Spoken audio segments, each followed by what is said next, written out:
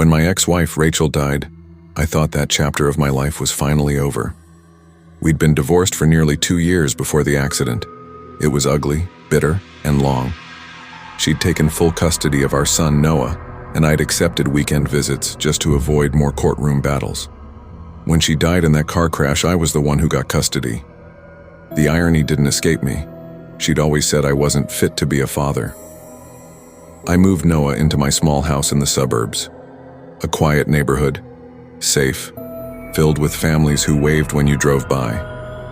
I wanted to give him peace after everything he'd lost. He was only 5, too young to understand that his mother wasn't coming back.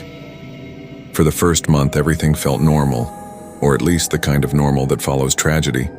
Noah had nightmares, woke up crying for his mom, but kids do that. I told myself it was part of grieving. Then one night around 2:30 a.m., I woke up to a soft voice coming from the baby monitor. A woman's voice, whispering. I sat up straight, my heart pounding. Noah's room was just down the hall.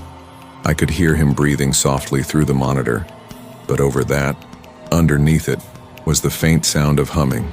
It was a tune I hadn't heard in years, a lullaby Rachel used to sing to Noah when he was a baby. Hush, little baby, don't say a word.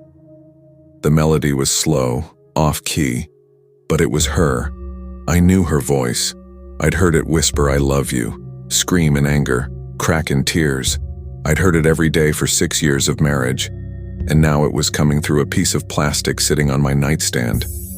I grabbed the monitor and ran to Noah's room. He was sound asleep, clutching his stuffed bear. The room was quiet, still. The air smelled faintly of lavender, the same brand of air freshener Rachel used to buy. The monitor in my hand was still on, the green light flickering softly. The humming stopped, and then, through the static, came a whisper. You're not doing it right. I nearly dropped the monitor. My blood went cold. Who's there? I hissed, scanning the room. My mind raced. Could someone have hacked it? Baby monitors could be accessed remotely, right? Some creep getting their kicks by scaring people. I unplugged the device, yanked the batteries out, and threw it in the drawer. That night I didn't sleep at all. But the next morning Noah said something that made my stomach twist. He was sitting at the kitchen table eating cereal when he looked up and smiled. Mommy came to see me last night. The spoon slipped from my hand. What did you say? She told me she's proud of me, he said. She said she loves when I draw her pictures. I didn't know what to say. Kids imagine things. They dream about people they miss. That's normal, right? Except that afternoon I found a new drawing on his desk. Crayon on paper. A stick figure woman standing beside a bed, her long black hair scribbled around her face, her eyes wide circles.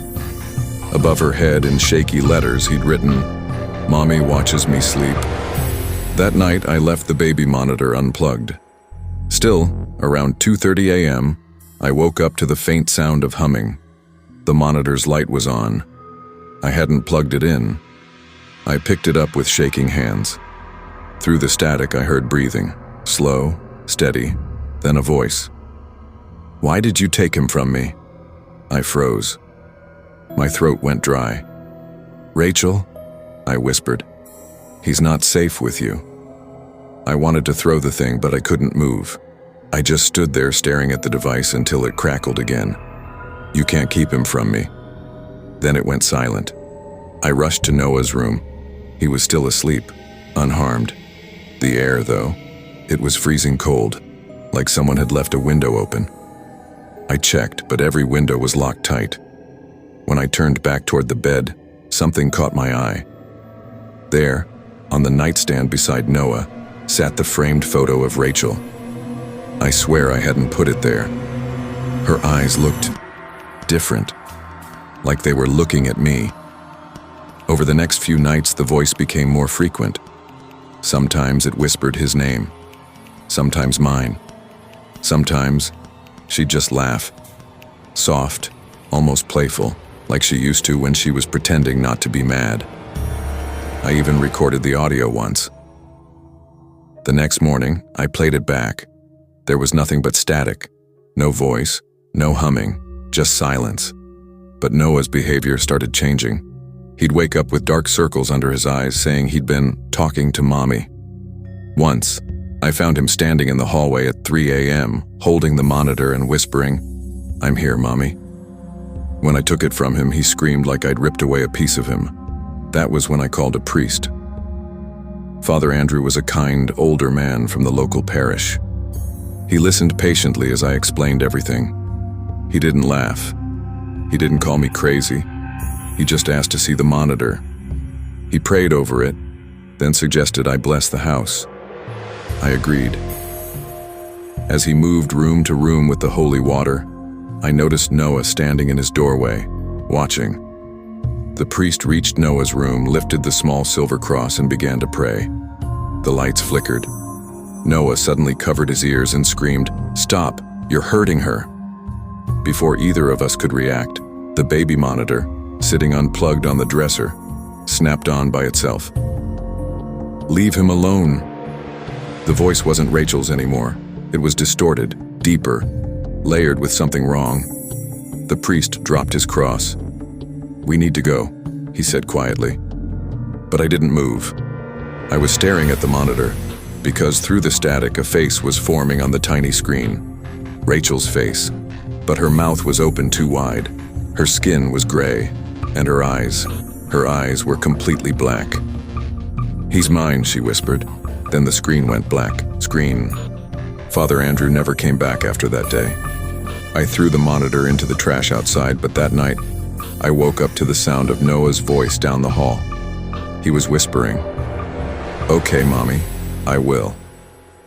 When I ran to his room, he was gone. The window was open, the curtains blowing in the cold wind. I rushed outside barefoot, calling his name. The yard was empty. Then I saw it. Tiny footprints in the mud, leading into the woods behind the house. I ran after them, heart racing, flashlight shaking in my hand. The footprints stopped near the creek. The moonlight reflected off the water, and that's when I saw her. Rachel, standing on the opposite bank holding Noah's hand.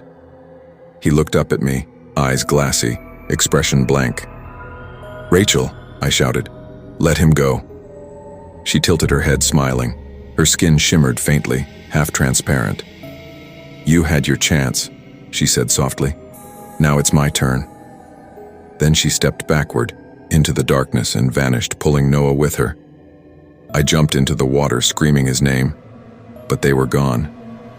The only thing left behind was the baby monitor, half buried in the mud, its green light still flickering faintly. The police never found them. They said maybe I'd hallucinated, that Noah ran away, and I imagined the rest. But I know what I saw. I know what I heard. And now, every night at 2:30 a.m., my new baby monitor lights up, though it's never been turned on. Through the faint static, I hear Noah's voice. "Daddy?" And behind it, Rachel's whisper. "We're waiting for you."